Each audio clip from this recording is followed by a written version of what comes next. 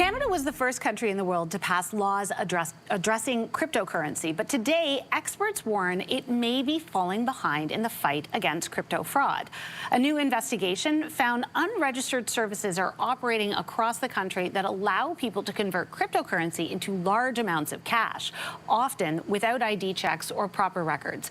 Experts say these services create an easy path for money laundering and other criminal activity. Adam Atlas is a lawyer who specializes in crypto, and he joins me now. Adam, good morning. Good morning, Michelle. For people who aren't familiar with this, how exactly do these crypto-to-cash services work? Well, there's a variety of ways in which people could convert crypto to cash or cash to crypto.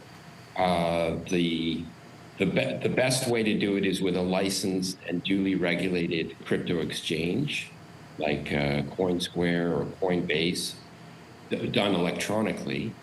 But there are some services that offer a conversion between crypto and cash through ATMs. And some of them operate entirely within the law, and some of them don't. I don't have the stats on how rampant the illegal operation of those machines are, but those are the two main ways of converting crypto in Canada today. Okay, so other than the fact that some of these are not above board in general, why is it such a big deal that these transactions can happen without showing ID or leaving a record?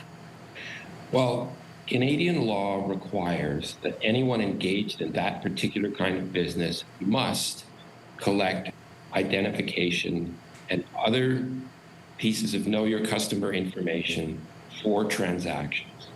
The reason for this is we want to be sure that the financial system, whether it be fiat or crypto, is not abused by criminals, money launderers, or financiers of terrorism.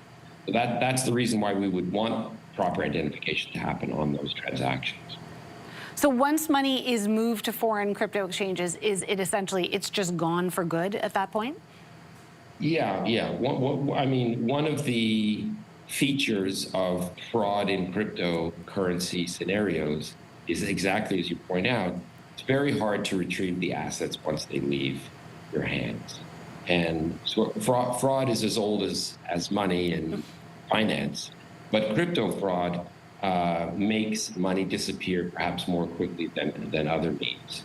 But it's important not to tarnish all of crypto with a bad perspective just because some people abuse it. There are plenty of very good and innovative uses for cryptocurrency.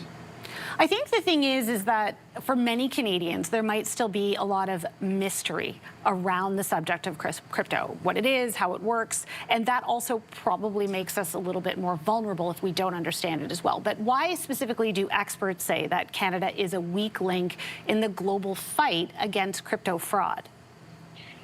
Well, I think Canada has not had a strong history of strong enforcement of financial crimes laws. We don't know, for example, we don't hear in Canada, for example, of foreigners being extradited to Canada to face the Canadian justice system and time in jail because they defrauded Canadians. In contrast, in the United States, that is a very real and regular occurrence. And I think bad actors around the world fear the United States and doing wrong to U.S. persons because of strong enforcement of U.S. financial crimes laws. So Canada could up its game in that way to improve the outcome for Canadians. So how can these crypto-to-cash services result in Canadians being scammed beyond the fact that we don't have those laws that would protect us?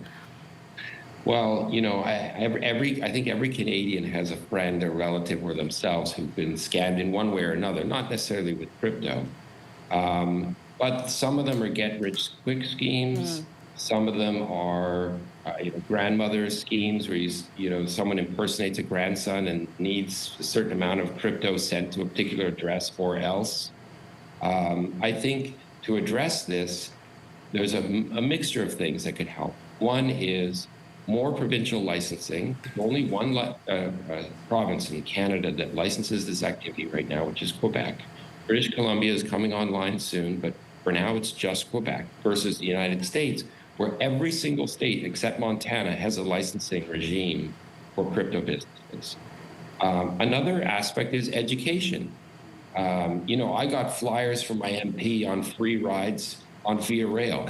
I think that flyer would have been much better had it been an educational flyer on how to avoid fraud, whether it be in crypto or by other means. And then finally, I think banks have a role to play here, not just in the crypto frauds, but in elder abuse in general. When grandma goes to the bank and wires her life savings overseas to some unknown place, which is a regular occurrence in Canada, I think the government should change the paradigm so that banks earn a degree of responsibility for those transactions. So better guardrails, better legislation, and definitely better education as well. Adam Atlas, Absolutely. crypto lawyer, thank you so much for joining us this morning. My pleasure. Take care. If you like that video, make sure to subscribe to the Your Morning YouTube feed, where you can find all kinds of new content posted every weekday morning.